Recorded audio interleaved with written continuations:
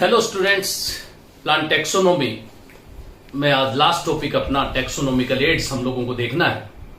एक बार समझने की कोशिश करना है टेक्सोनोमिकल एड्स होता क्या है। आप लोग देखोगे जितनी भी प्लांट्स हैं, एनिमल्स हैं, अदर ऑर्गेनिजम्स हैं, वो एग्रीकल्चर में, फॉरेस्ट्री में, इंडस्ट्रीज में, फार्मास्यूटिकल इंडस्ट्रीज में वो यूज में आते हैं।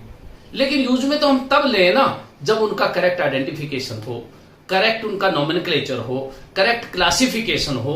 उन सब के लिए करेक्ट आइडेंटिफिकेशन और क्लासिफिकेशन के लिए हमको बहुत सारी लेबोरेटरीज, फील्ड स्टडीज की जरूरत पड़ती है। And such type of tools, field and laboratories required for the correct identification of plants and animals and other organisms, हम उसको नाम देते हैं टेक्सोनोमिकल एड्स। तो सबसे पहले तो यह बात हुई कि उन टूल्स और टेक्निक्स को जो कि प्लांट्स के, एनिमल्स को करेक्ट आइडेंटिफिकेशन के लिए काम में आती है, हम उनको टेक्सोनोमिकल एड्स के नाम से जानते हैं। होता क्या है, कौन कौन से हैं ये टूल्स? तो सबसे इंपॉर्टेंट एक तो होता है हर्बेरियम। एक आप लोग देखोगे botanical gardens, museum, zoological park और जू। एक की जिसे हम टेक्सोनोमिकल की कहते हैं। उसके अलावा फ्लोरा, मैनुअल्स, मोनोग्राफ्स, कैटलॉग्स, ये सारे के सारे जो टूल्स हैं ये प्लांट या एनिमल के करेक्ट आइडेंटिफिकेशन के लिए यूज में आते हैं। और ये सारे के सारे क्या है, टेक्सोनोमिकल एड्स कहलाते हैं। हम लोग स्टार्ट करते हैं टेक्सोनोमिकल एड्स से। देखो,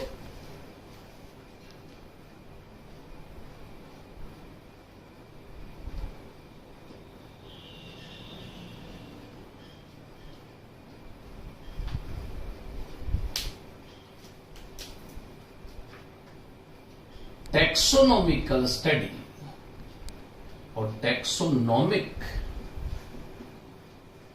study of plants, animals, other organisms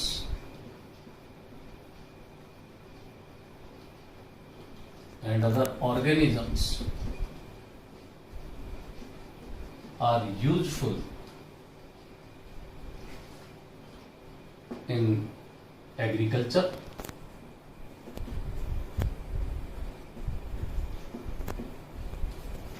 forestry,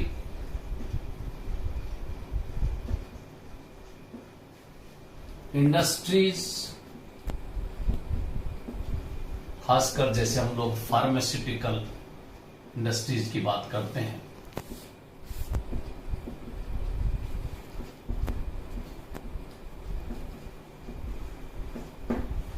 तो एक चीज तो ये इंपॉर्टेंट हो गई कि प्लांट्स, एनिमल्स और दूसरे ऑर्गेनिज्म जितने भी हैं वो एग्रीकल्चर में, फॉरेस्ट्री में, इंडस्ट्रीज में बहुत यूजफुल होते हैं, इसलिए स्टडी की जरूरत पड़ती है। लेकिन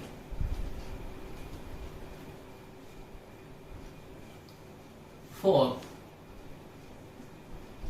there correct identification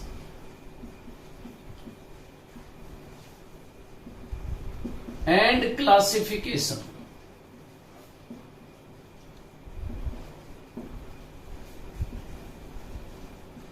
various tools, field study, laboratory are required। इन सब चीजों की जरूरत पड़ती है इन प्लांट्स और एनिमल्स के करेक्ट आइडेंटिफिकेशन के लिए। These various tools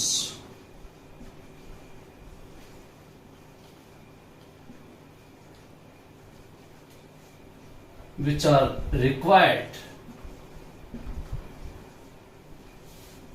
for the correct identification and classification are collectively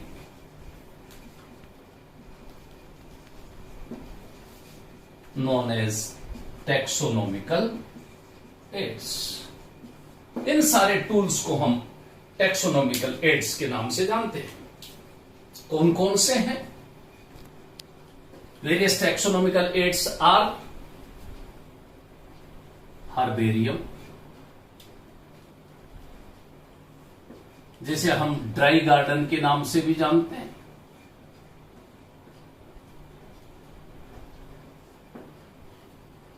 botanical garden,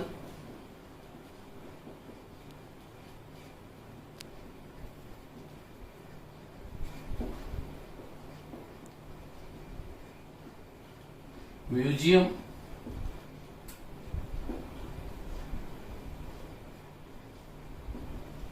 zoological park, और जिसको हम जो कह सकते हैं फ्लोरा की कौन सी taxonomy.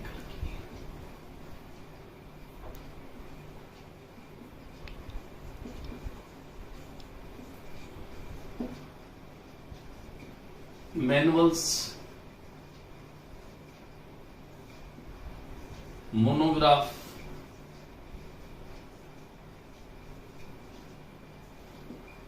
And catalogues.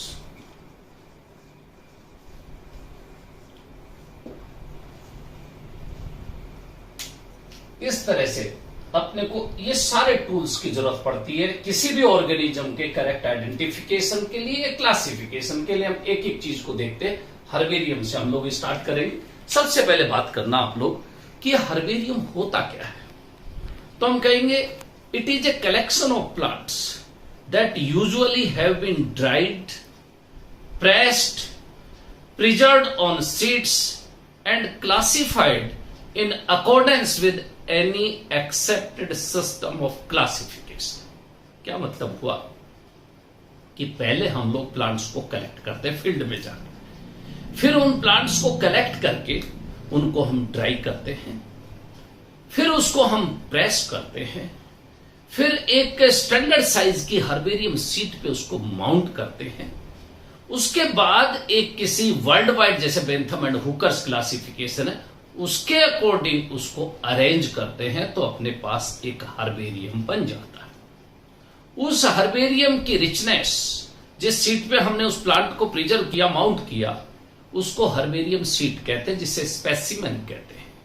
Number of स्पेसिमेन्स उस हर्बेरियम में कितने हैं, हर्बेरियम की रिचनेस उस पर डिपेंड करती है। अब आप लोग देखोगे क्या फील्ड में गए तो जाते ऐसे किसी भी प्लांट को उखाड़ लिया? नहीं। मोस्ट ऑफ दी जो एंजियोस्पर्मिक प्लांट्स हैं उसके करेक्ट आइडेंटिफिकेशन के लिए उस प्लांट में फ्लावर का होना जरूरी है, क्योंकि फ्लोरल जो कैरेक्टर्स है मोस्ट प्रिजर्व कैरेक्टर्स हो सकता है। रूट, स्टेम, लीव्स जो वेजिटेटिव कैरेक्टर्स हैं वो तो एनवायरमेंटल फैक्टर से इफेक्ट हो सकते हैं, लेकिन फ्लोरल कैरेक्टर्स सबसे ज्यादा प्रिजर्व्ड है, उनमें ज्यादा वेरिएशंस नहीं आएंगे। तो इस तरह से उस प्लांट में फ्लावर का होना जरूरी है। अब अगर हम लोग उस प्लांट में फ्लावर का होना तो जरूरी है, क्या केवल फ्लावर ले लेंगे? नहीं, जहां तक पॉसिबल हो रूट भी आ जाए, स्टेम भी आ जाए, लीव्स भी आ जाए, लेकिन फ्लावर होना चाहिए। अब अगर मान लो कोई प्लांट हर्बेशियस है और सीजनल हर्ब है, तो हम लोग उस प्लांट को कोशिश करेंगे रूट सहित लेने की। अब मान लो मैं फील्ड में गया, मेरे को फील्ड में उस प्लांट को कलेक्ट करना है जो कि ग्राउंड फ्लोरा में है, हर्ब है, तो मेरे को सबसे पहले किस टूल की जरूरत पड़ेगी हर्बेरियम बनाने के लिए? डिगर की जरूरत पड़ेगी। तो वो खुरपी चाहिए मेरे को उस प्लांट को रूट सहित निकालने। अपने को मिट्टी की जरूरत नहीं है, घर जाके लगाना नहीं उस प्लांट को, इसलिए ऐसा नहीं कि उसके रूट के साथ सॉइल भी आ जाए, नहीं, अपने को तो रूट उसकी आ जाए कि टैप रूट सिस्टम है, एडवेंटिशियस रूट है, फाइब्रस रूट है, किस तरह की रूट उसमें है। तो उस प्लांट की रूट सेट लेने के लिए अपने को किसकी? डिगर की जरूरत पड़ी। अब अगर मान लो कोई श्रब है या ट्री है, तो उसमें हम उसको रूट सहित तो उखाड़ नहीं सकते। तो मैंने कहा अगर जहां तक पॉसिबल हो तो श्रब और ट्री में रूट की जरूरत नहीं है, हम उस प्लांट में, श्रब और ट्री में उस ट्विग को लेंगे जिसमें फ्लावर है। तो क्या वहां डिगर काम आएगी? नहीं, डिगर काम नहीं आएगी। वहां पे क्या काम आएगा? एक कोई शार्प ट्विग कटर काम आएगा। और कोई भी शार्प ट्विग कटर को हम स्केटियर कहते हैं। अगर आप लोगों ने देखा होगा प्लास के जैसा छोटा सा इंस्ट्रूमेंट है स्केटियर, इतना मुंह खुल गया तो उसमें कितनी हार्डेस्ट उसकी ट्विग हो उसको कट कर देता है, तो अपने को एक स्केटियर की जरूरत पड़ती है। तो इस तरह से आपको डिगर की जरूरत पड़ी, आपको स्केटियर की जरूरत पड़ी। अब अगर हमने प्लांट्स को कलेक्ट तो कर लिया, लेकिन किस में, क्या हाथ में लिए थोड़ी घूमते हम लोग। फील्ड में जब जाते हैं तो इन सारे प्लांट्स को हम लोग क्या करते हैं, एक ऐसे बॉक्स में जो एल्यूमिनियम या टिन बॉक्स होता है उसके अंदर टेम्पररीली उसको स्टोर करके रखते हैं, और उस टिन बॉक्स का नाम क्या है, वैस्कुलम। तो वैस्कुलम इज एन एल्यूमिनियम और tin box in which plants collect temporarily, उसको नाम देते हैं वैस्कुलम। फील्ड में हम वैस्कुलम भी लेके जाते हैं। अगर आप लोग उस वैस्कुलम को देखोगे तो इतना सा एल्यूमिनियम और टिन का बॉक्स है, उसमें एक लिड होती है, अंदर की तरफ आप देखोगे स्पंज और बिल्कुल वेलवेट की उस पर कवरिंग होती है, ताकि प्लांट का कोई पार्ट, फ्लोरल पार्ट डैमेज नहीं हो। तो टेम्पररीली हम उस वैस्कुलम में, उसका अल्टरनेट क्या, हम पॉलीथीन बैग ले लेते हैं। पॉलीथीन बैग वो कलर्ड वाले नहीं, ट्रांसपेरेंट बड़े पॉलीथीन बैग्स, ताकि उसको भी हम लोग रबर बैंड लॉक लेके और उनको हम कैरी करके रख सकें। तो इस तरह से आपने डीगर ली, आपने स्केटियर लिया, आपने वैस्कुलम लिया, हम सारे प्लांट्स कलेक्ट करके आ गए। अब वहीं पे फील्ड में ही एक जगह बैठ के हम उनको ड्राई करने के लिए, प्रेस करने के लिए क्या चाहिए अपने को, ब्लॉटिंग पेपर्स चाहिए। ब्लॉटिंग पेपर्स क्या होते हैं, उस मॉइस्चर को एब्जॉर्ब कर लेंगे, और वो ब्लॉटिंग पेपर का अल्टरनेट क्या, हम न्यूज़पेपर ले लेते हैं। अब एक एक प्लांट को वहीं पे, अगर कोई प्लांट जैसे अपने रूट सहित लिया और उसका साइज बड़ा है, तो हम उस प्लांट को क्या करेंगे, फोल्ड करके या तो वी शेप दे देंगे, या आप लोग देखोगे एक टर्न और देके एन शेप दे देंगे, या फिर और भी अगर थोड़ा सा बड़ा है तो उसको डब्ल्यू या एम शेप दे देंगे, इससे ज्यादा जिगजैग नहीं करेंगे। तो इस तरह से उस प्लांट को straight, V shape, N shape या डब्ल्यू एम शेप में उसको उस हर्बेरियम शीट पे, ताकि वो आ जाए, हम लोग ब्लॉटिंग पेपर में, अगर कोई लीफ फोल्ड हो गई है, लीव्स ओवरलैप कर रही हैं, तो उनको हटा के लीफ को स्ट्रेट करके, अगर कोई एडेक्शियल सरफेस, अपर सरफेस और एबैक्सियल दोनों सरफेस दिखाना हो, ताकि वेनेशन भी हम लोग देख जाएं, उस तरह से जब उस प्लांट को ब्लॉटिंग पेपर में हम लोग उस ट्विक को रखते हैं, उसी समय इस चीज का जरूर ध्यान रखते हैं।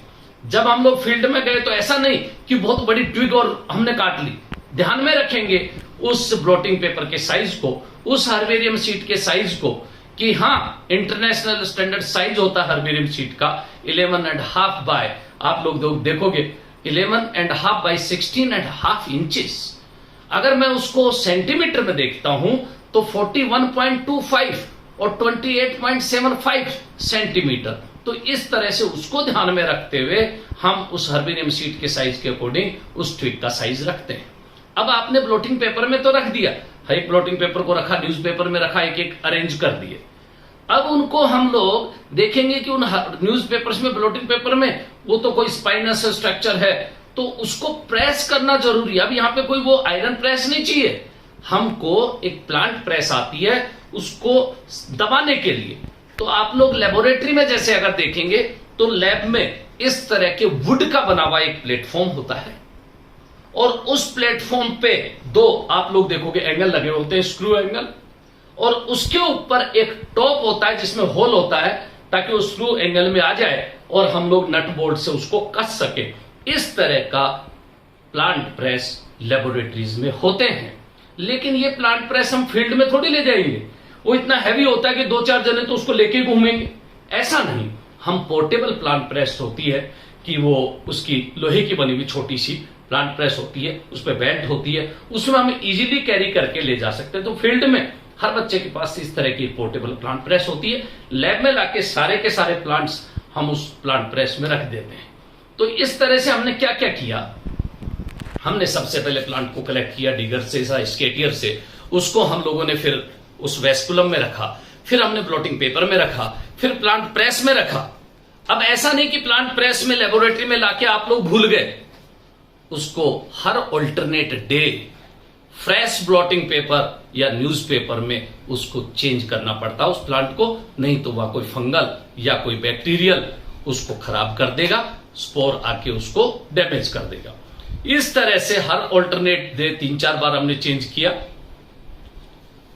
उसके बाद 15 डेज तक आप भले भूल जाओ, वो अच्छे से ड्राई हो चुका होगा, प्रेस हो चुका होगा, और आप लोगों के पास पूरा टाइम है जब तक मार्केट से टिश्यू पेपर हम लोग मोस्टली लेते हैं, ताकि अभी भी अगर कोई मॉइस्चर रह गई है तो वो सरफेस उसकी एब्जॉर्ब कर ले। हम इस तरह की हर्बेरियम सीट स्टैंडर्ड साइज के अकॉर्डिंग मैंने बताया 11.5 बाई 16.5 इंचेज में, अगर इंचेज में नहीं तो सेंटीमीटर में भी याद रखना 28.75 बाई 41.25 सेंटीमीटर में हर्बेरियम शीट कट कर लेते हैं। अब आप लोगों ने हर्बेरियम शीट भी तैयार हो गई, प्लांट भी ड्राई हो गया, वो आपको प्रेस भी हो गया। अब क्या करना, अपने को उस हर्बेरियम शीट पे माउंट करना है।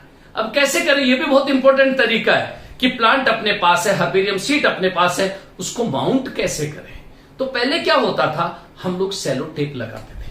सेलो टेप भी कोई ऐसे नहीं प्लस का निशान बना दिया, सेलो टेप में छोटे छोटे पीसेस तोड़ते थे, मेन उसके ब्रांच पे, छोटी ब्रांचेस पे उस पे लगा देते थे। लेकिन थोड़े टाइम बाद उसकी एडहेरेंस आप लोग देखोगे वो डिटैच हो जाता था। तो दूसरा तरीका हम लोग अब क्या करने लगे, उस प्लांट बॉडी के उस ट्विग की लोअर सरफेस पे हम लोग फेविकोल लगाते, उसके बाद उस हर्बेरियम शीट पे हम उसको चिपका देते। लेकिन इसका फायदा क्या हुआ, जब अपने पास इस प्लांट की डिटेल ही नहीं है तो आप लोग देखोगे कि उस हर्बेरियम शीट के राइट हैंड साइड कॉर्नर पे लेबलिंग होती है, एक लेबल लगा होता है, और उस लेबल में पूरी इंफॉर्मेशन क्या कि herbarium sheet of department of botany government college Ajmer जैसे लिखा, फिर उसके नीचे लिखा स्पेसिमेन नंबर 1 to लेके 100 तक, इतना भी ब्लैंक छोड़ दिया। फिर उसके बाद लिखा होता है उस प्लांट की फैमिली का नाम, सबसे पहले हम जैसे फैमिली से आइडेंटिफाई किया, नेम ऑफ फैमिली, फिर जैसे उसका बॉटनिकल नेम, फिर उसका लोकल नेम, फिर लोकेलिटी की मैंने कहां से कलेक्ट किया, जैसे फॉर एग्जांपल मैं बूढ़ा पुष्कर से कलेक्ट किया, मैंने बैजनाथ से कलेक्ट किया, मैंने जीसीए कैंपस से कलेक्ट किया, मैंने तारागढ़ से कलेक्ट किया। इस तरह से उस लोकेलिटी का नाम लिख देते हैं। फिर उसके बाद लोकेलिटी के नाम के बाद डेट ऑफ कलेक्शन, कि आपने कब कलेक्ट किया, वो भी उस हर्बेरियम शीट पे आ जाता है। And who collect that plant, तो collected by, name of collector, कि किसने कलेक्ट किया, जैसे मैंने कलेक्ट किया तो मैंने अपना नाम लिख दिया। उसके बाद आइडेंटिफाइड बाय, कि उस प्लांट को किसने पहचाना, उसका नाम आइडेंटिफाइड बाय, जैसे डॉक्टर मनोज यादव, मैंने पहचाना तो उसमें नाम आ गया मेरा। तो इस तरह से आप लोग देखोगे कि उस पूरे राइट हैंड साइड कॉर्नर पे लेबलिंग होती है, और उस लेबल पे भी एक स्टैंडर्ड साइज होता है, 2.5 बाई 4.5 इंचेज की वो लेबलिंग होती है। अब ये सारी इंफॉर्मेशन कहां से लाए, तो आप लोग जब फील्ड में जा रहे हो प्लांट कलेक्ट करने, तो आपके पास एक नोटबुक होनी चाहिए, एक कहने का मतलब फील्ड डायरी होनी चाहिए। तो अपने पास उस टूल्स में एक फील्ड डायरी भी आ गई। फॉर एग्जाम्पल बच्चे अपने साथ चले और बच्चा एक प्लांट लेके आया कि क्या टेफ्रोशिया पर्प्यूरिया, मैंने कह दिया ये क्लियोम विस्कोसा है, मैंने कह दिया ये यूफोर्बिया हिर्टा है, मैंने कह दिया बोराविया डिफ्यूजा है। तो इस तरह से मैंने प्लांट के नाम बता दिए, मैंने फैमिली बता दी, लोकेलिटी आपको पता, डेट ऑफ कलेक्शन आपको पता है, सारी बातें। तो मैं उस प्लांट की डिटेल को साथ साथ में उस फील्ड डायरी में नोट करता जाऊंगा। अब मैंने नोट तो कर लिया, लेकिन उस प्लांट को मैंने 1 महीने पहले कलेक्ट किया था। अब मेरे को पता नहीं, मैं ड्राई होकर उसको हर्बेरियम शीट पे भी लगा लिया, मेरे को पता नहीं प्लांट का नाम कौन सा था, सब लिखे हुए हैं मेरे पास, 100 प्लांट के नाम लिखे हुए, कौन सा नाम कौन सा है। तो एक वर्ड आता है, आप लोगों ने सुना होगा, टैगिंग। आजकल हम लोग फेसबुक पे सब पे टैग करते हैं। टैगिंग का मतलब मैं छोटा सा पेपर के पीसीस कर लूंगा और उस पे मैं नंबरिंग कर लूंगा 1 to 100, और मैं थ्रेड से उस प्लांट की ट्विग पे टैगिंग कर दूंगा। तो 1 नंबर पे मैंने लिखा टेफ्रोशिया पर्प्यूरिया, नंबर 2 पे मैंने लिखा यूफोर्बिया हिर्टा, नंबर 3 पे मैंने लिखा बोरेविया डिफ्यूजा। तो इस तरह से मैंने 4 पे लिखा केशिया टोरा। मैंने सारे प्लांट्स की नंबरिंग करी हुई और मैंने फील्ड डायरी में उनकी नंबरिंग के अकॉर्डिंग नोट किया हुआ है। तो चाहे वो कितना ही ड्राई होके मैं कितनी बारी एक्सचेंज कर लूं, उस ट्वीट पे नंबर 4 पे क्लियोम विस्कोसा लिखा है तो लिखा हुआ मिलेगा। जब मैं उसको माउंट करके डिटेल लिख दूंगा तब मैं उसको हटा दूंगा। इस तरह से हर्बेरियम शीट तैयार होती है। तब जाके हम उन हर्बेरियम शीट्स को, जिसको अब हम स्पेसिमेन कहते हैं, उसको किसी भी क्लासिफिकेशन कौन सा, जो most accepted world wide classification है, उसके अकॉर्डिंग रैक्स में अरेंज कर देते हैं। तो ये रूम भी एक हर्बेरियम हो सकता है, बशर्ते उसमें नंबर ऑफ स्पेसिमेन कितने हैं।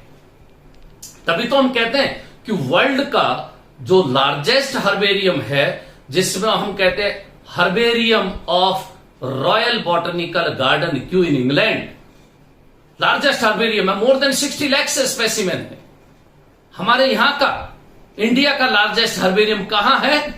Indian botanical garden Shivpur Kolkata में है। जिसलिए हम लोग क्या कहते हैं, उस हर्बेरियम का नाम क्या है? तो आप लोग कहोगे नेशनल हर्बेरियम है। तो अपने को ध्यान में यह रखना है कि ये हर्बेरियम में स्पेसिमेंस कितने हैं, नंबर ऑफ सीट्स कितनी है, उसके अकॉर्डिंग उस हर्बेरियम की रिचनेस होती है। अपने यहां पे भी लार्जेस्ट जो हर्बेरियम है उसमें इंडिया के में भी मोर देन 10 लाख स्पेसिमेंस हैं। तो इस तरह से जहां जहां पे भी हर्बेरियम बना हुआ है, चाहे अपना IRI का हो, चाहे नेशनल बॉटनिकल रिसर्च इंस्टीट्यूट का हो, चाहे फॉरेस्ट रिसर्च इंस्टीट्यूट का हर्बेरियम हो, वहां पे लगभग मोर देन 1 लाख स्पेसिमेंस हैं। इसलिए हर्बेरियम की रिचनेस, मैं कहूं मेरे गवर्नमेंट कॉलेज अजमेर में भी आज मेरे पास 20,000 स्पेसिमेंस हैं। तो वो हर्बेरियम की रिचनेस है कि कितना हर्बेरियम में स्पेसिमेन कितने हैं, उसके अकॉर्डिंग उसकी रिचनेस होती है। लेकिन इस हर्बेरियम में प्लांट कलेक्शन का फायदा क्या हो? मैंने कहा इसको ड्राई गार्डन कहते हैं। इस तरह का एक गार्डन ही तो हो गया। अगर मैंने 10,000 स्पेसिमेन भी रखे, 10,000 प्लांट मेरे पास है, भले वो ड्राई फॉर्म में हो, अगर मैं आज कोई एक ट्विग लेके आया और मैं उस प्लांट को आइडेंटिफाई नहीं कर पा रहा हूं, लेकिन मुझे लगता है कि according to these similarities it is a legume, और लेग्यूम में भी मुझे लगता है कि ये सिमिलर टू माइमोसॉइडी, तो मैं माइमोसॉइडी में भी फीचर देखूंगा कि ये किस प्लांट अकेशिया की कौन सी स्पीसीज है। मैं हर्बेरियम सीड निकालूंगा रैक से और मैं उसको मैच करूंगा, कंपैरेटिव स्टडी करूंगा, तो आइडेंटिफाई करने की कोशिश करूंगा। तो क्विक रेफरेंस सिस्टम कहने का मतलब तुरंत अगर अपने पास कोई रेफरेंस मिलेगा तो हर्बेरियम में उस स्पेसिमेन में मिलेगा। तो इस तरह से हम किसी भी प्लांट को कलेक्ट कर सकते हैं। लेकिन जितने भी प्रोफेशनल इस तरह के हर्बेरियम बनाने वाले होते हैं, वो कभी भी किसी प्लांट का एक स्पेसिमेन कलेक्ट नहीं करते हैं। इसलिए मैं जब टाइपिफिकेशन की बात करूंगा, आप लोग समझने की कोशिश करना कि कम से कम 4 ओरिजिनल स्पेसिमेंस कलेक्ट करते हैं। वो ओरिजिनल 4 की हमने हर्बेरियम शीट बना दी, उनमें से एक ओरिजिनल स्पेसिमेन की स्टडी अगर कोई वो साइंटिस्ट कर रहा है, that original specimen is known as holotype, and remaining 3 original specimens isotype कहलाते हैं। तो आपके पास 2 वर्ड आए, holotype, original specimen studied by that scientist is holotype, remaining 3 original specimens are isotype. ध्यान से सुनना, एक एक टर्म आपको समझ में आएगी। होलोटाइप ओरिजिनल स्पेसिमेन जिसकी स्टडी कर रहा है, 3 ओरिजिनल स्पेसिमेन जो मैंने स्पेस रख दिए, बिल्कुल सेफ रख दिए, उनको मैं आइसोटाइप कहूंगा।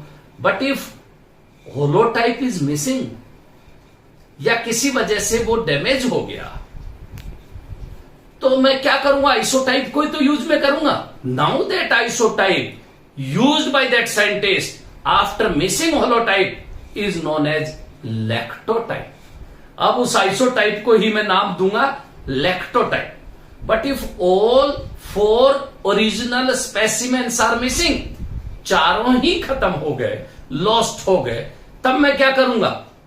Same specimen is collected by same locality. अगर मैं नया स्पेसिमेन उसी लोकेलिटी से वापस लेके आता हूं, नया का मतलब neo, now that is known as neotype. अब उसको नाम दूंगा नियोटाइप। लेकिन पता चला कि वहां पे वो ओरिजिनल स्पेसिमेन जो मैं कलेक्ट किया था है नहीं, मैं किसी दूसरी लोकेलिटी से अगर कलेक्ट करता हूं सेम स्पेसिमेन, नाम दूंगा मैं पैराटाइप। लेकिन जैसे मान लो किसी 2 स्पेसिमेन को मैं साइमल्टेनियसली स्टडी करता हूं कि मैंने 2 हर्बेरियम शीट में देखा कि इनमें कुछ वेरिएशंस हैं।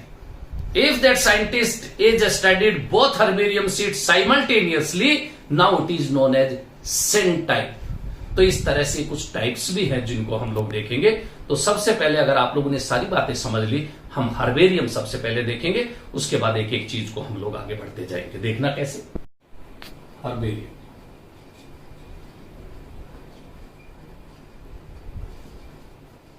और dry garden.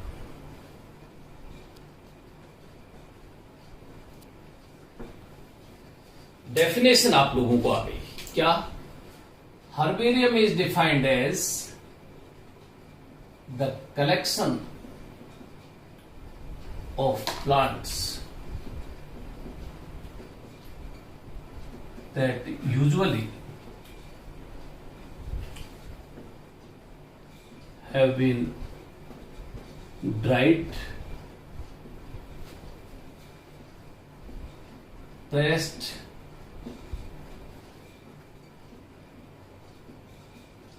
preserved on sheets and classified in accordance with any accepted system of classification. ये तो अपने पास हर्बेरियम की एक definition. Various tools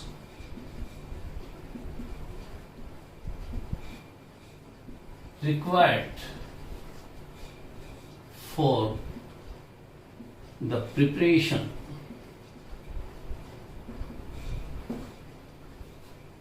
of herbarium are, देखो किन किन की टूल्स की जरूरत पड़ती है. तो मैंने जैसे बताया आपको, एक तो लीवर की जरूरत है, एक मैंने बताया आपको स्केटियर की जरूरत है, शार्प ट्विग कटर कहते हैं स्केटियर. एक आपको मैंने एक चीज बताई वेस्कुलम.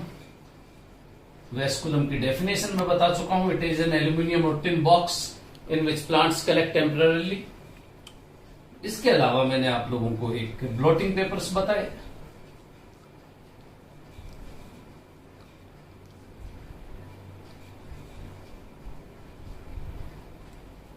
मैंने फील्ड डायरी बताई.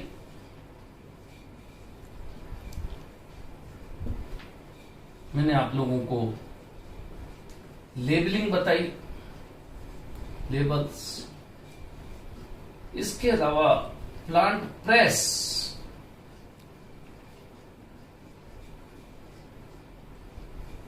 और खास इंपॉर्टेंट चीज हर्बेरियम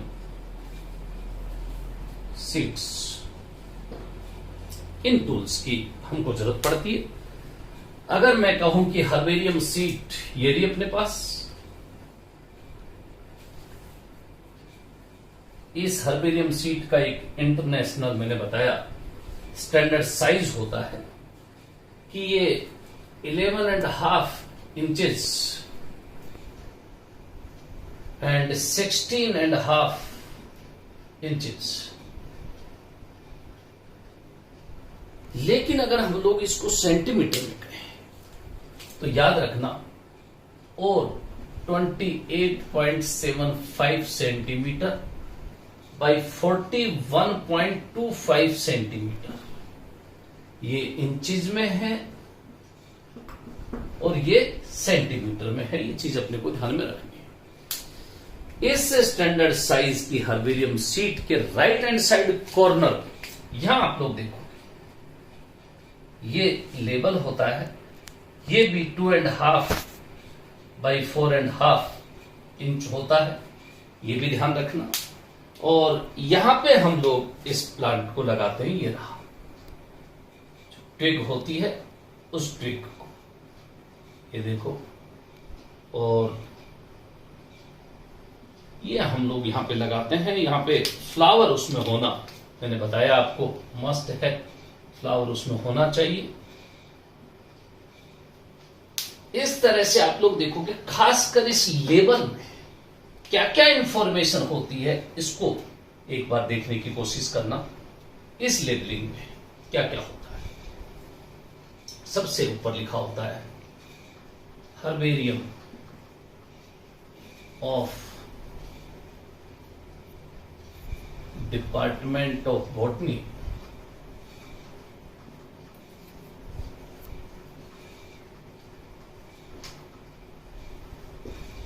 सम्राट पृथ्वीराज चौहान, गवर्नमेंट कॉलेज अजमेर. जैसे ये अपने पास इस हर्बेरियम शीट में पता चले कि कहां की हर्बेरियम शीट है. यहां पे स्पेसिमेन नंबर ये नंबर 1 से लेके 1000 मिलियन जितने भी होते हैं, ये स्पेसिमेन नंबर। फिर यहां लिखा होता है सबसे पहले नेम ऑफ फैमिली,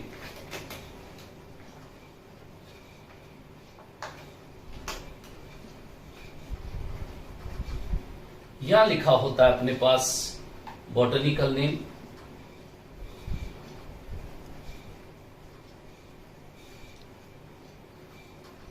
यहां लिखा होता है अपने पास लोकल नेम, यहां लिखा होता है अपने पास लोकेलिटी, कहां से कलेक्ट किया। उसके बाद लिखा होता है डेट ऑफ कलेक्शन, कब कलेक्ट किया। उसके बाद collected by, name of collector, किसने कलेक्ट किया। और फिर लिखा होता है identified by, who identified that specimen. ये सारी डिटेल उस राइट हैंड साइड लेबल पे लगी होती है और ये अपने पास एक हर्बेरियम स्पेसिमेन तैयार हो जाता है। इसको किसी भी क्लासिफिकेशन के अकॉर्डिंग हम लोग अरेंज कर सकते हैं। अब ये इतने स्पेसिमेन कितने हैं उस हर्बेरियम सीट पे, उस पर डिपेंड करता है। मैंने बताया था रिचनेस किसी भी हर्बेरियम की उस स्पेसिमेन पे डिपेंड करता है। जैसे वर्ल्ड का लार्जेस्ट हर्बेरियम देखना, हर्बेरियम ऑफ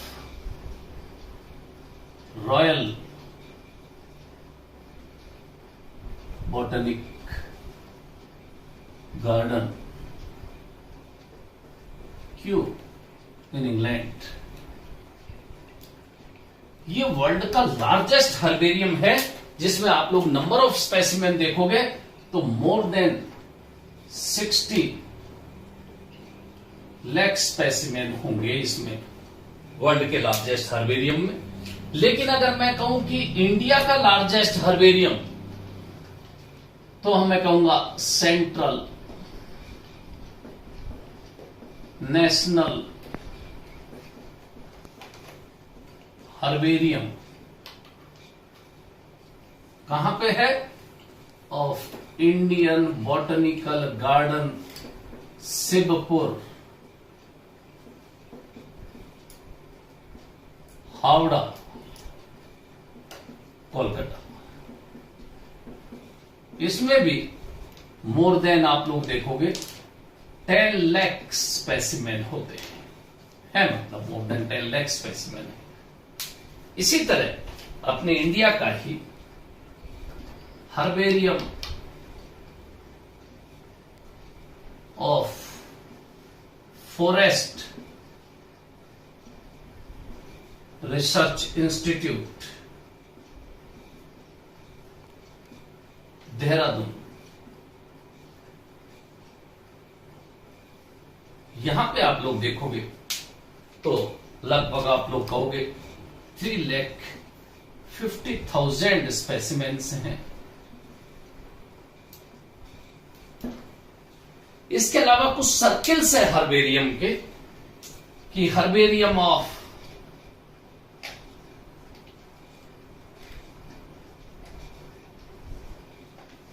ईस्टर्न सर्किल,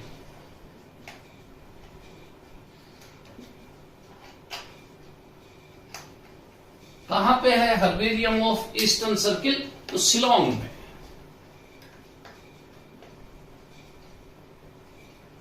कितने हर्बेरियम स्पेसिमेंस होंगे?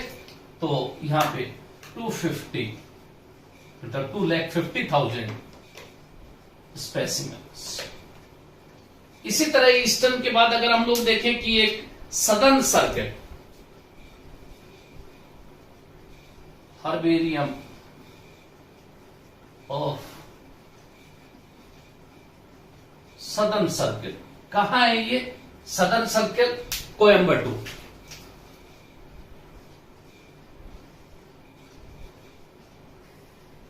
यहां पे भी हम लोग कहें कि 2,33,000 स्पेसिमेंस।